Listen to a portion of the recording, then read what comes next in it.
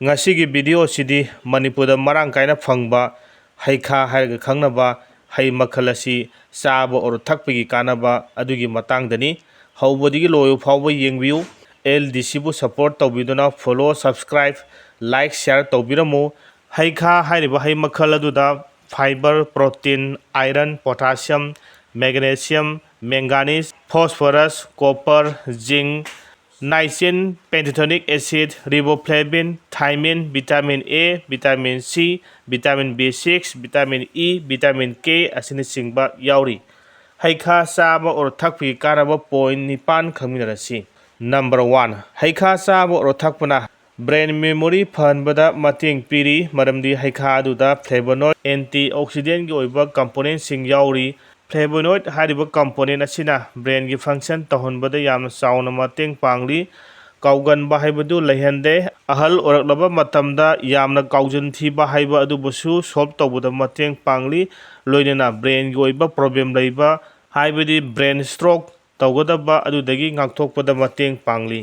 Number 2. Haikha saba or thakpana blood sugar leibabu control tawbuda mateng pangbada kanaba haibadu oiri maramdi haikha aduda chlorogenic acid fiber and low glycemic index ki oiba sang nemna yauri hairibu component asina hakchangdagi insulin puthokpagi working style adu function tahonbada kanaba piri amadi natural sugar oiba maramna diabetes leiba singna sabada kanaba adumak phangli. Number 3. Haikha saba or thakpana hakchanggi saru bone singbu phanbada yamna kanaba piba hai makhala mahaibadu oiri maramdi haikha aduda vitamin K, phosphorus, magnesium and potassium gi oiba component sing marang kaina yauri. Hariba component sing asina hakchanggi saru patharakpa saru nau launa leiba saru teklaba matamda oirakpa problem sing adubu yam thuna phanbada sauna mateng pangli.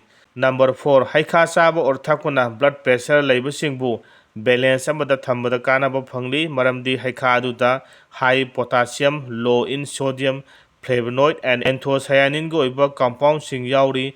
Hariba compound sing asina BP high leiba singbu normal form amada lehenbada yamna sauna mateng pangbuta natana cholesterol amadi heart ke mari leinaba problem sing adubu prevention tawbuda kanaba haibadu adumak oiri. Number 5. Haikha saba or thakpana myoibigi heart po healthy oina thambada mateng oiri maramdi haikha aduda high fiber potassium and antioxidant sing gi oiba compound sing yauri. Hariba compound sing asina heart tagi blood kapthoropigi lambi paringda leiba artery singda napsin tasindu leiba phatraba cholesterol singbu clear tawba e cherbigi khongchel normal form amada chelhanba amadi singli nauribu healthy oina leibadigi heart pusu masamu phana leiribani. Number 6. Haikha saba or thakpana nupina mirulege matamda kana bahaibadu oiri maramdi haikha aduda calcium and folate ki oiba compound sing yauri hariba component sing asina mamabu healthy oina thambada mateng pangbuta natana pol kadriba angang adugi singli nauri amadi spinal cord semga sagatpada yamna kanaba piba hai singi marakta ama oiri. Number 7. Haikha saba or thakpana cancer gi oiba leina singbu namthaduna thambada kanaba piri haikha aduda fiber polyphenol antioxidant chlorogenic and neochlorogenic acid ki oiba compound sing yauri. Hariba compound sing asina oxidative stress and free radical process tawraktuna cancer gi oiba cell singbu kanbada kanaba piri infection thoktuna leiba cell sing adubu repair tawbudasu mateng pangli haina study amada thijelu singna phungdokpa leikhre.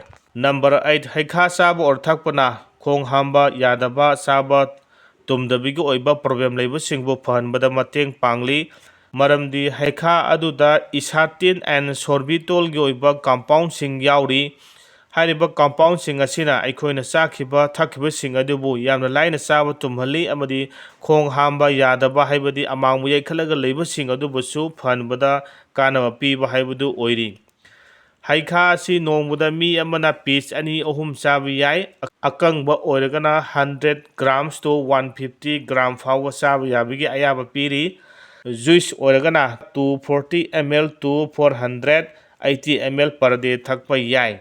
Haikha gi oiba side effect asidi ka henjina chaba or thakpa tawrabadi khong hamthagali gastric problem lakali allergy tawgali ogali Sahi taraga manga sudriba misak oiragadi ka hena sasinbiganu maduna maram oraga laina makhal makha kaya lakpa yai maram aduna haksangbu phaninge haiduna ka hena chabiganu video asibu yengbiriba mipum khudingmakpu LDC ke maikeidegi ikok nona khurumjari mathangi video da amuk thengrasi.